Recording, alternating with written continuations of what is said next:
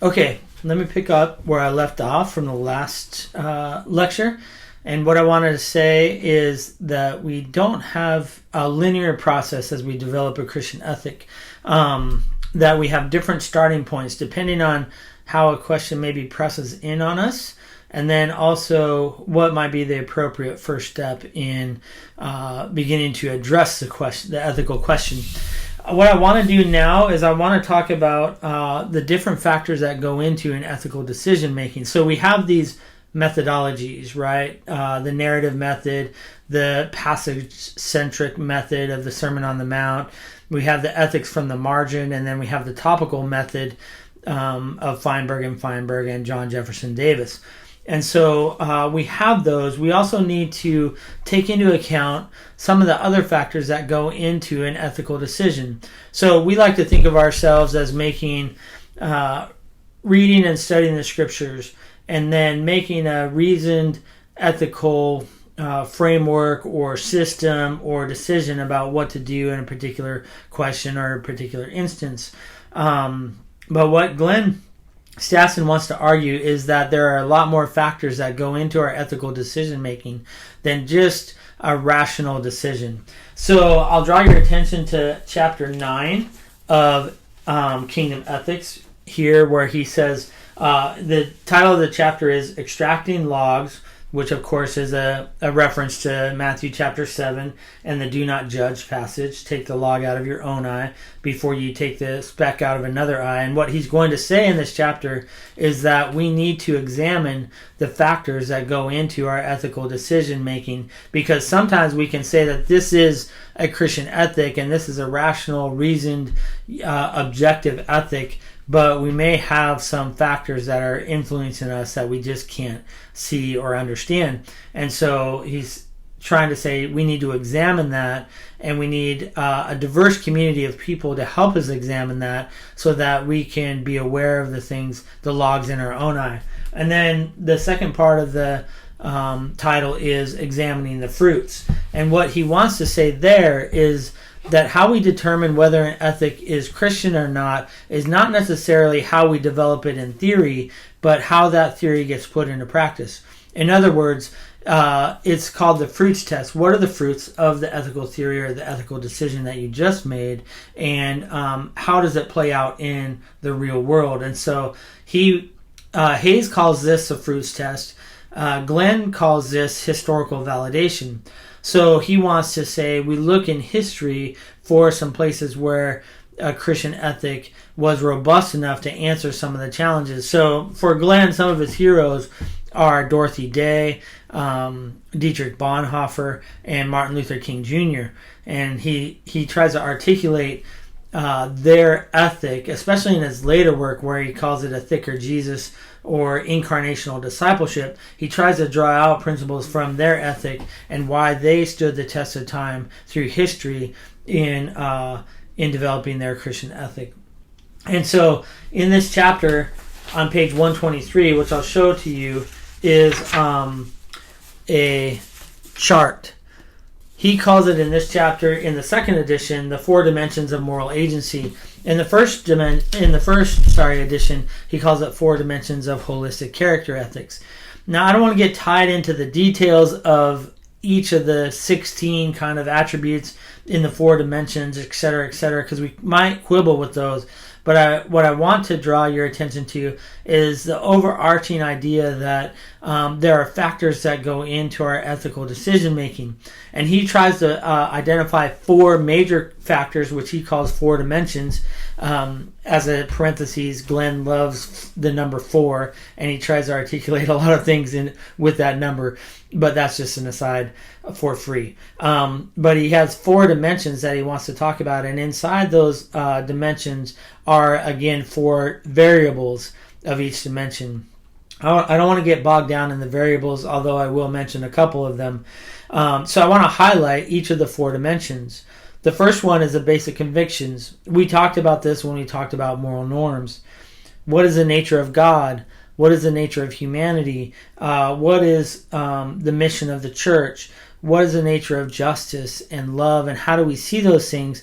And how we see those things are important in shaping our ethic. Let me just give you an example. If you take Romans chapter 2, that God's kindness leads us to repentance. So God's kindness, His love, His mercy are a part of His justice, but that draw us into repentance. Or you view God as wrathful, which God is wrathful for sure against sin. But if you view God as wrathful and you try to scare people into repentance, if that makes sense, those are two different views of God. Or as you saw in the movie The Weapons of the Spirit, views of human nature, there's one quotation towards the end where she says, humanity is fundamentally good with a propensity to do evil. So there's different ways that you can view humanity that way, or humanity is fundamentally sinful with an occasional act of goodness towards others. So that's the basic convictions. The second part is the way of reasoning, and we've already talked about this in our moral norms discussion, but it's rules, practices, principles, and virtues, and which ones you tend to highlight in ethical conversation and ethical decision making. The third area is a little more complex and really important. All of them are important, but these are some of the factors that we don't take into account a lot of the times, and we don't attend to. So the third dimension is our way of seeing. That is, how do we view powers and authorities? How do we view the problem? How do we define the problem and view the threat? How do we view social change? All factor into our decision making. So let me give you an example. Right now we're having a conversation on COVID-19 about powers and authorities. What do you think of governmental powers and authorities? What do you think of medical powers and authorities? What do you think of a media power and authority? And how you view those will determine how you respond to maybe what you think is more important, safety or economic recovery. Or how do you think how you view safety and freedom? Should you wear a mask or not wear a mask, etc. And so our way of seeing factors into our ethical decision making. And then finally, the fourth dimension is our loyalties, our trusts, our interests, and passions. And what Stassen is saying here is that the things that we're loyal to, the things that we have relationships with, the things that benefit us, we will unconsciously or subconsciously factor those into our decision making. So, for example, you may have friends that you agree with, and you begin to change your mind on a specific thing, but it takes a lot to for you to declare that because of your loyalty to your friends, or maybe it's to your family. Maybe you have a different political view, or like my wife, who became convinced that Christianity was true. She just didn't want to convert right away because she knew that her dad was not a Christian and she had a loyalty to her family.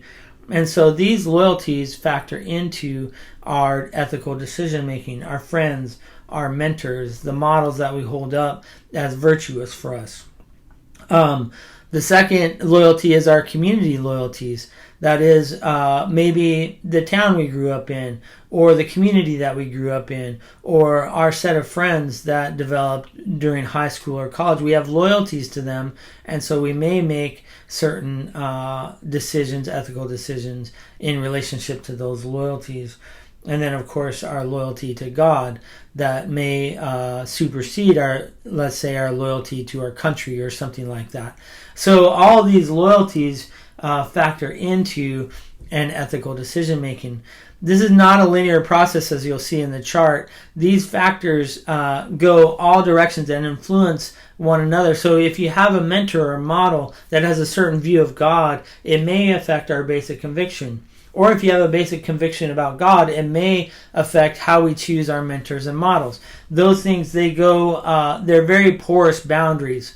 And then, of course, as we factor these in and as we examine them, then we have to make an ethical decision. And what Glenn wants to say is that once we make that decision, then we look at the fruits and the historical validation of that decision and how it plays out in real life. And then we evaluate its faithfulness to Jesus in in its truth and in its manner, what we talked about, the definition of Christian ethics before, is it faithful to the way of Jesus and the truth of Jesus in all three of those areas, our personal lives, our ecclesial lives, and our public lives? So I just wanted to draw your attention to that, page 173, to talk about the factors that go into an ethical decision making. As we turn our attention to the conversation on race, this is going to be really important because we're going to see that we have economic loyalties that have affected our views of race. We have communal loyalties that affect our view of race. We have different ideas about powers and authorities. We have different ideas about the nature of God, and the mission of the church, especially as the church developed and was wedded with power in Europe and began to explore and colonize and imperialize other nations that they conquered. And so these are all important factors in how we developed a notion of race, the social construction of race, and then how are we going to detangle this problem that's been 400 years in the making. So we're going to talk a little bit about that over the next couple of days. I'm going to try to post a lecture each day on different aspects of the race conversation and whether Christianity has anything to contribute to this conversation. I think our instincts are yes, but we also have to look at history and say we've also caused some problems. And so we need to talk about some of those things. So I hope you're enjoying your reading of Park. And then we'll talk a little bit more over the next few days.